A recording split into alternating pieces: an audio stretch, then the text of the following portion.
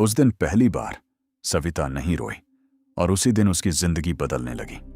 कहते हैं इंसान की जिंदगी तब नहीं बदलती जब हालात बदलते हैं।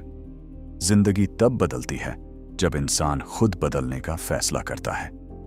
सविता एक साधारण औरत थी जिसकी जिंदगी में संघर्ष के अलावा कुछ भी नहीं था।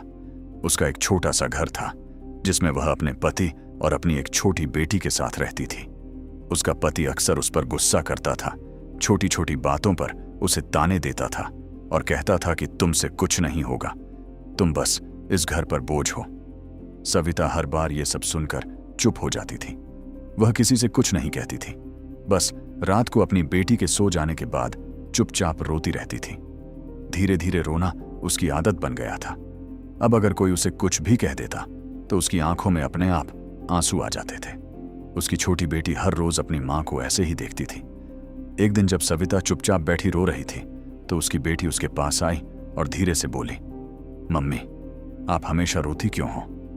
उस छोटे से सवाल ने सविता को अंदर तक हिला दिया। उसके पास कोई जवाब नहीं था।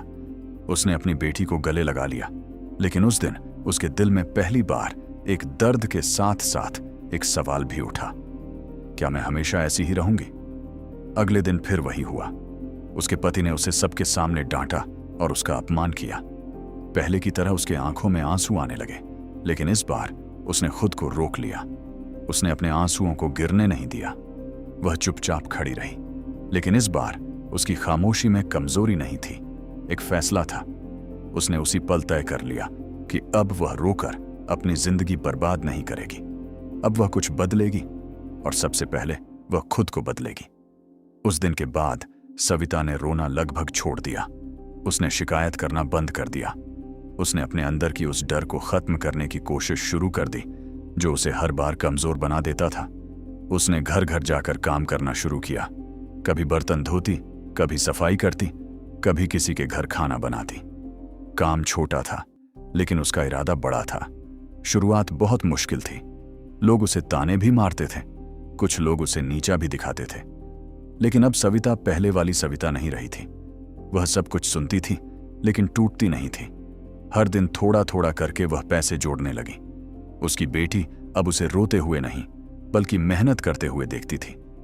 धीरे धीरे उसकी बेटी की आंखों में भी अपनी मां के लिए सम्मान बढ़ने लगा।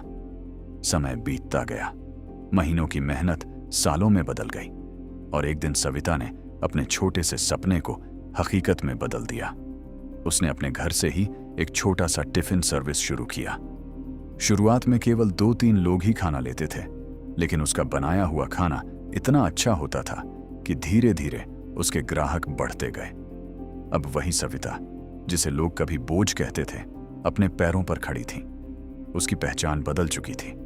उसकी बेटी अब गर्व से कहती थी कि उसकी मां बहुत मजबूत है। एक दिन उसका पति उसके सामने खड़ा था।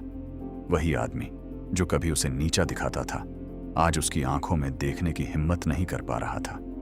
उसने धीमे स्वर में कहा, मुझे माफ कर दो, मैं गलत था। सविता ने उसकी ओर देखा।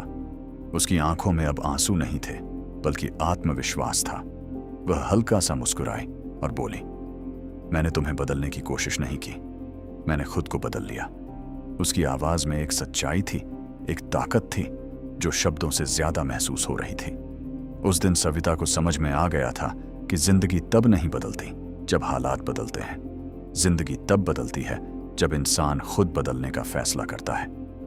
दोस्त, जिंदगी में दर्द आना गलत नहीं है, आंसू आना भी गलत नहीं है, लेकिन अगर आप हर बार रोकर खुद को कमजोर बनाते रहेंगे तो हालात कभी नहीं बदलेंगे। जिस दिन आप रोना बंद करके खड़े होना सीख जाते हैं, उसी दिन से आपकी असली जीत शुरू हो जाती है।